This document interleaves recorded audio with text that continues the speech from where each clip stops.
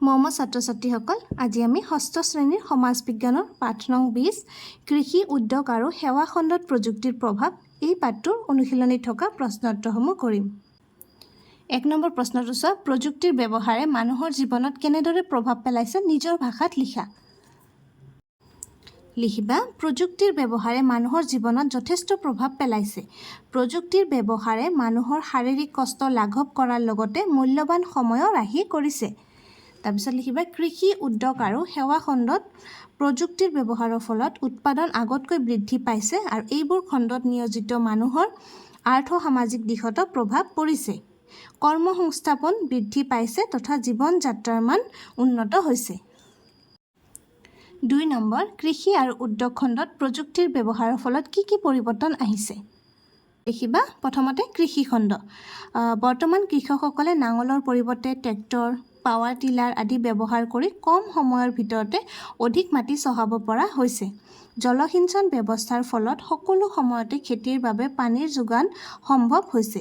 বন নিৰুৱা, শস্য কটা আৰু মৰণা মৰা যন্ত্ৰৰ ব্যৱহাৰৰ ফলত কৃষকৰ শাৰীৰিক কষ্ট বহু পৰিমাণে লাঘৱ হৈছে। তাৰপিছত লিখিবা, উদ্যোগ খণ্ড। প্ৰযুক্তিৰ সহায়ত উদ্যোগসমূহত কম খৰচতে অধিক উৎপাদন হোৱাৰ লগতে উৎপাদিত সামগ্ৰীসমূহ কৌশলযুক্ত আৰু উন্নত মানৰ হয়।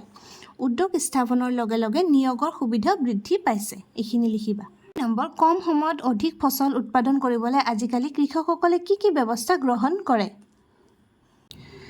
লিখিবা, কৃষকসকলে নাঙলৰ পৰিৱৰ্তে ট্ৰেক্টৰ, পাৱাৰ টিলাৰ আদি ব্যৱহাৰ কৰি কম সময়ত অধিক মাটি চহাব পৰা হৈছে। উন্নত মানৰ বীজ আৰু ৰাসায়নিক সাৰৰ প্ৰয়োগৰ ফলত কম মাটিত অধিক ফচল উৎপাদন হয়। 4 নম্বৰ, তুমি জনা অসমৰ কেইটামান উদ্যোগৰ নাম লিখা। লিখিবা, কেইবিধমান উদ্যোগৰ নাম হ'ল কাগজ উদ্যোগ, তেল উদ্যোগ, মৰাপাট উদ্যোগ ইত্যাদি। 5 নম্বৰ, ইণ্টাৰনেট সেৱাৰ জৰিয়তে কেনেদৰে লাভৱান হ'ব পাৰি লিখা। লিখা, ইণ্টাৰনেট সেৱাৰ জৰিয়তে বিভিন্ন বিষয়ৰ অলেখ তথ্য পাতি সহজতে সংগ্ৰহ আৰু সংৰক্ষণ কৰিব পাৰি। মনোৰঞ্জনৰ কাৰ্যক্ৰমো এই সেৱাৰ জৰিয়তে উপভোগ কৰিব পৰা যায়। ইমেইলৰ জৰিয়তে নিমিষতে পৃথিৱীৰ যিকোনো ঠাইলৈ যিকোনো খবৰ, তথ্য, স্থিৰ ছবি বা ভিডিঅ' ছবি প্ৰেৰণ কৰিব পাৰি। 6 নম্বৰ, চিকিৎসা সেৱাত ব্যৱহাৰ কৰা কেইবিধমান যন্ত্ৰৰ নাম লিখা। সেইবোৰৰ সহায়ত কি কৰা হয়? শিক্ষকৰ সহায়ত জানি লোৱা।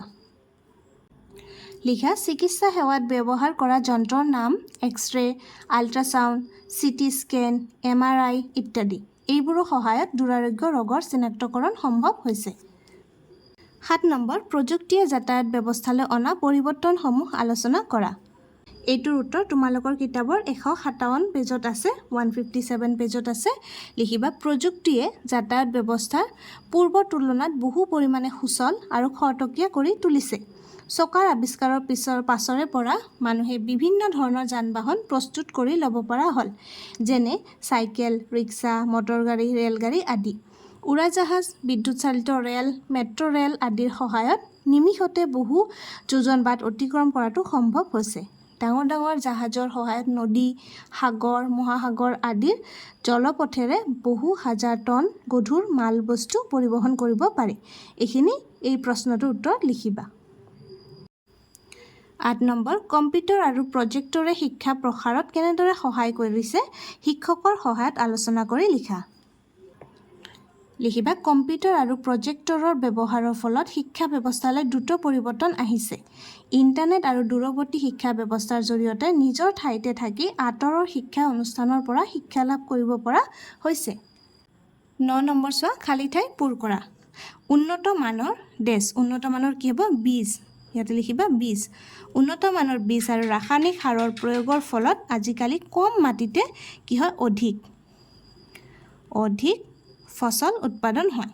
খ নম্বৰ, বৰ্তমান সময়ত ডেছ স্থাপন কৰি কি কৰা হয়? শীতল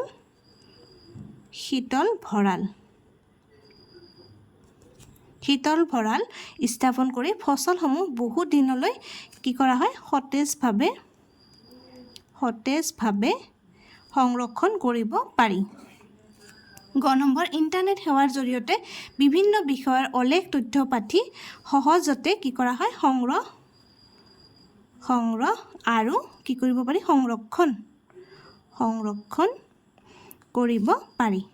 তাৰপিছত ঘ নম্বৰ, দেশ হ'ল পৃথিৱীৰ চাৰিওফালে কৃত্ৰিমভাৱে প্ৰদক্ষিত কৰাই ৰখা মহাকাশত স্থাপিত এটা যন্ত্ৰ। এইটো কি হ'ব? কৃত্ৰিম উপগ্ৰহ।